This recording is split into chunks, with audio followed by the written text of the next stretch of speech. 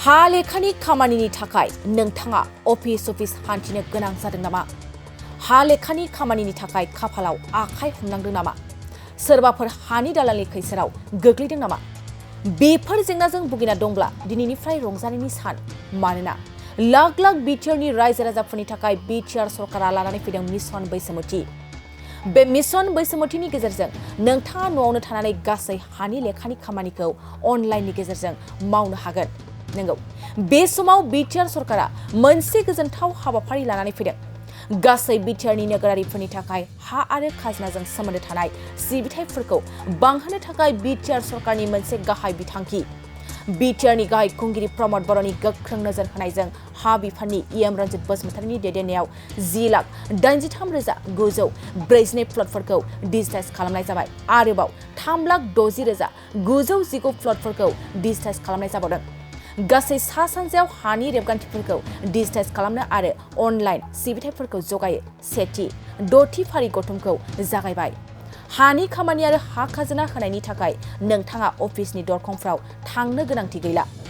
BTR सरकारा mission बैसोमुथिनि दारै नोंथांमोननि थाखाय मोनसे हाबाफारि लानानै फैदों।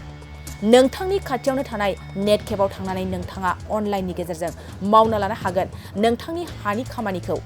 खम समावनो नोंथाङा गासैबो खामानिफोरखौ मावना लानो हागोन।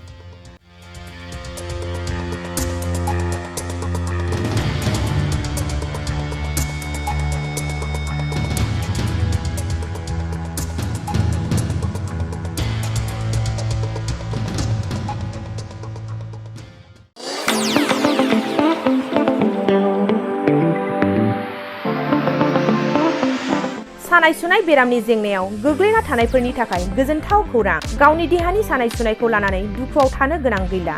जुदि नोंथाङा सानाय सुनाय दंब्ला जिंगासिनांगौनि गोनांथि गैया। नंगौ, चिरां जिल्लानि बेंटल गेट चापागुरियाव थानाय एसआइ निउर'थेरापि सेन्टाराव नोंथाङा गोरलैयैनो देहानि सानाय सुनायखौ फाहामथाय लानो हागोन।